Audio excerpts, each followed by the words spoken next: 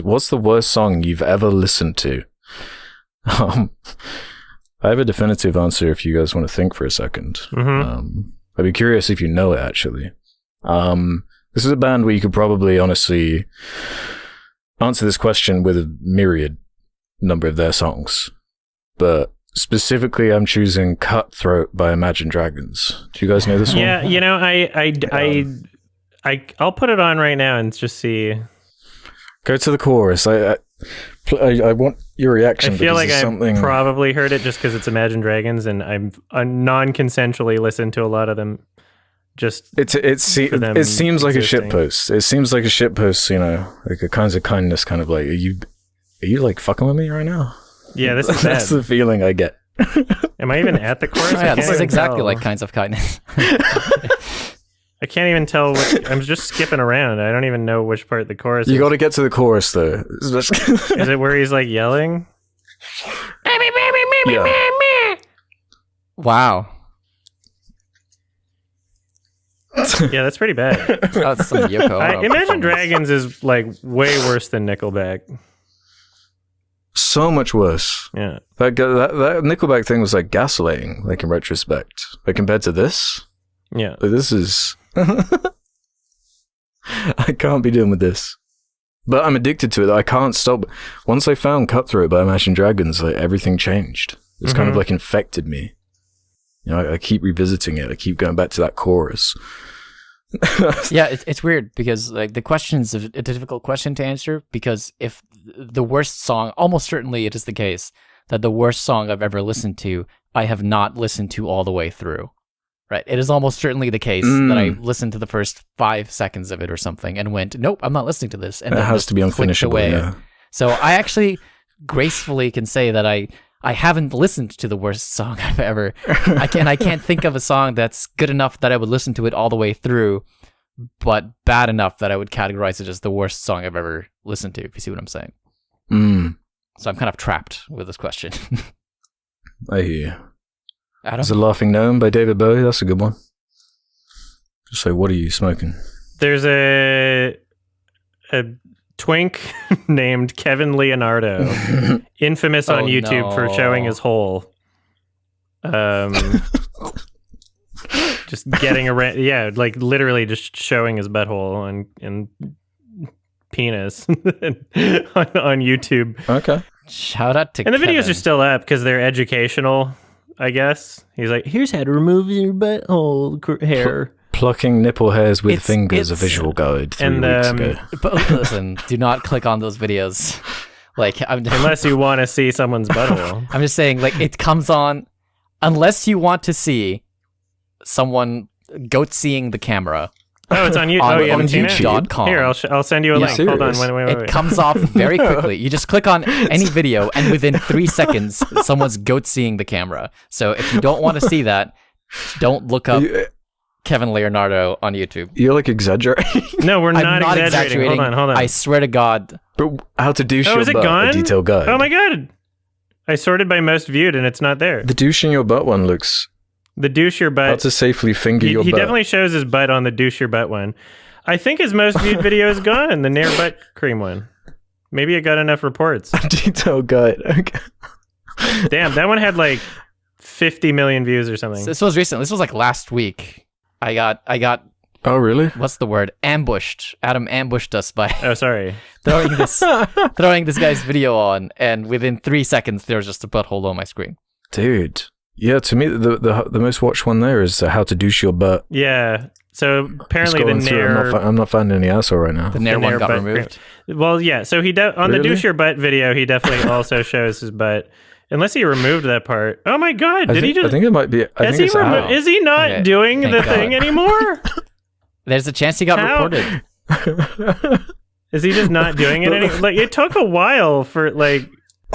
Is he just not showing hole on YouTube anymore? This whole niche. I assume so. I'm actually, honestly, I'm relieved slightly. I wonder if he took it down. Not because no like disrespect or anything. I love the guy. He had a great business model. But again, I feel like it's a risk because you never know when the algorithm is going to recommend that. Yeah. Can you imagine? Just like you click on, like you're watching a Nair video and you want to like figure out how it works, and then within suddenly you're looking at this guy's butthole. It's just it feels like it shouldn't be on YouTube. Anyway, what's that got to do with the song, though? I guess is my question. yeah, so he makes music too, and I linked his song called "Addicted," and then in parentheses, "Uh-oh." And the chorus is so funny. Oh yes, I see it. And basically his music is very insincere. The lyrics, garbage. Just someone who listened to some pop music and is just trying to emulate like either Taylor Swift or yeah. And so, oh god, the chorus is so funny. I'm trying to find the chorus. It's at 30 seconds. 30 seconds. Oh wow, really? Oh. I just thought of a song that might qualify as the worst song I've ever heard. Sure. Oh yeah.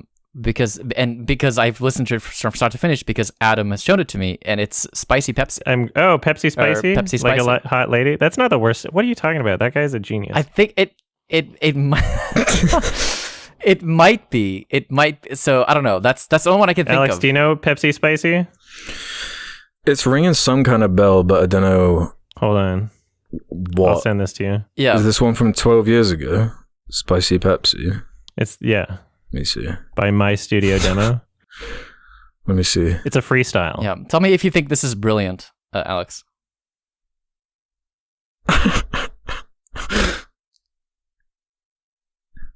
You're saying this is the worst? This is fucking fire. Yeah, what the fuck? I love seeing videos that are like more than 10 years old, like just how different it was back then. Yeah, Spicy Pepsi is fire. I agree. I quite like that, yeah. Yeah, I would say it's probably my least favorite that I can think of. if that's a fair way of putting it.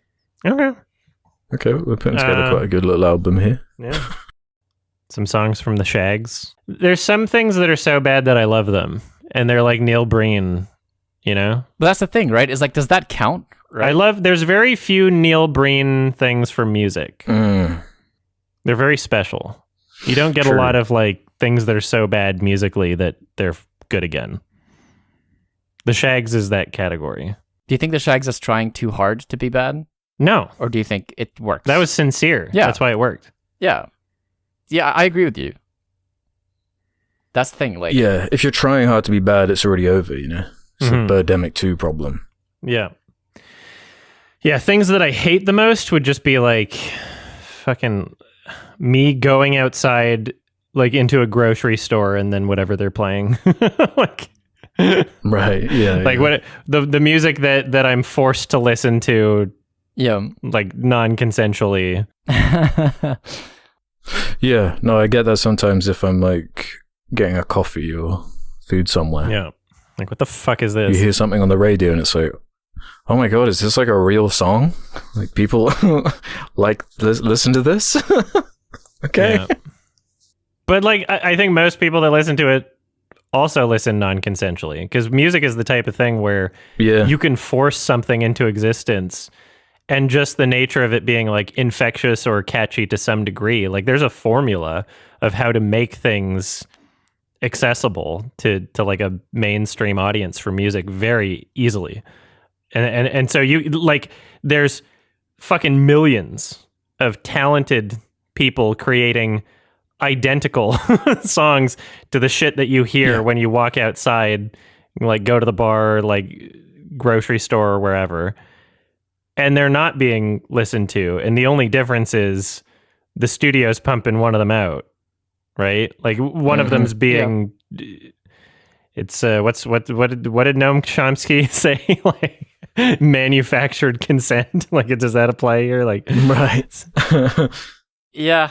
There's definitely an assembly line. That's what I'm sure if you'll say, yeah. It's just this one's being plugged into this formula this week or whatever. I really don't like top 40 music in general or pop music, but I have to admit that a lot of it is at least well produced. Exactly. And when I'm thinking of like the worst song I've ever heard, one of my like internal criteria is how good the production is on the mix, which is why I don't like something like, it's not I don't like, it's just like I would, the candidates that I would automatically pick for the worst songs are going to be stuff like Spicy Pepsi or The Shags or things of that nature. Things that are poorly produced because they weren't trying to produce something good. But yeah, compositionally, I think from a composition perspective, you could easily make the case that a lot of top 40 music is derivative and terrible, and very difficult to listen to in that sense. Yeah. Easy to replace. Yeah.